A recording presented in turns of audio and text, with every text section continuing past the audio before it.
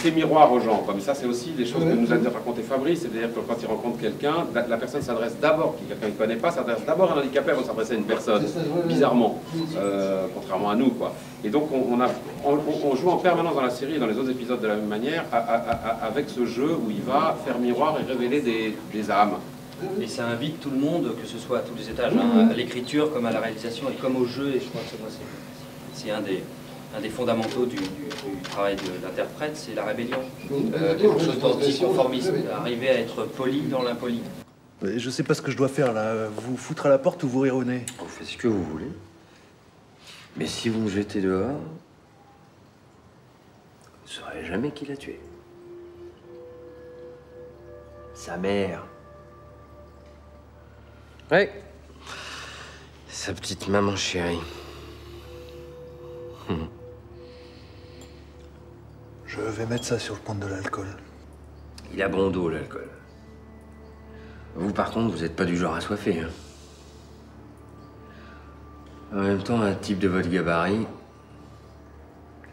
ça doit faire des dégâts, hein, si ça boit un coup de trop.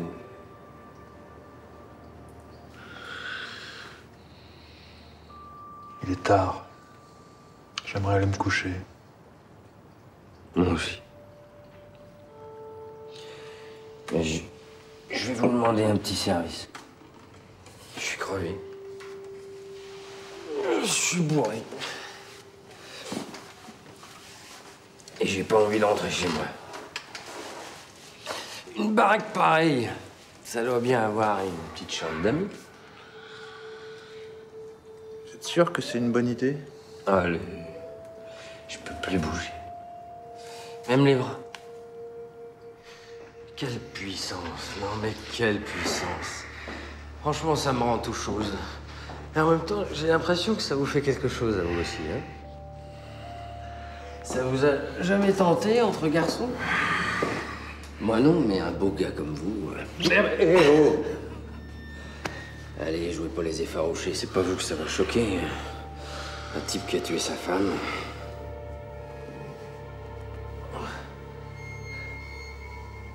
Ce qui est intéressant, c'est qu'en fait, quand on dépasse la problématique du handicap, quand on la travaille, en fait, on s'aperçoit que lui, c'est pas autant.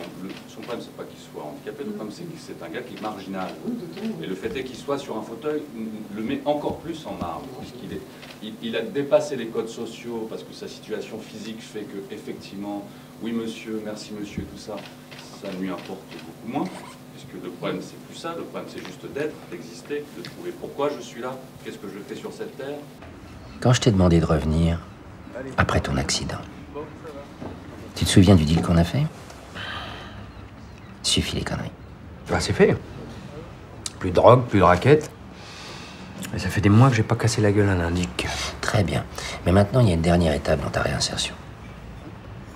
Tu peux pas te mettre sur une enquête sans que ton boss te l'ordonne. T'es pas drôle. Ah non, non, je suis pas drôle. Si t'as envie de te la faire, la Barbara, tu lui proposes tout simplement. Hein, t'as pas besoin de jouer de ton autorité. Alerte incendie. Non, tu restes là. Tu restes. Primo, j'ai étudié le dossier médical de Philippe Simon. Toutes ces chutes ont lieu dans les 6 derniers mois. Période où, sur le plan neurologique, il allait nettement mieux. Mieux il va, plus il chute. À croire que quelqu'un avait envie qu'il meure beaucoup plus vite que prévu. Dezio. Comme tu viens si subtilement de le faire remarquer, je suis moi-même handicapé. Donc très bien placé pour savoir à quel point il est insupportable de vivre avec une personne diminuée. Qui souffre, qui geint, qui se plaint, qu'il faut aider pour pisser ou pour dévisser un tube de dentifrice. Je me souviens pas avoir entendu Gaëlle se plaindre. Fred, quand vous étiez ensemble. Ouais, bien sûr. Elle préférait se plaindre en silence, tu crois que c'est mieux?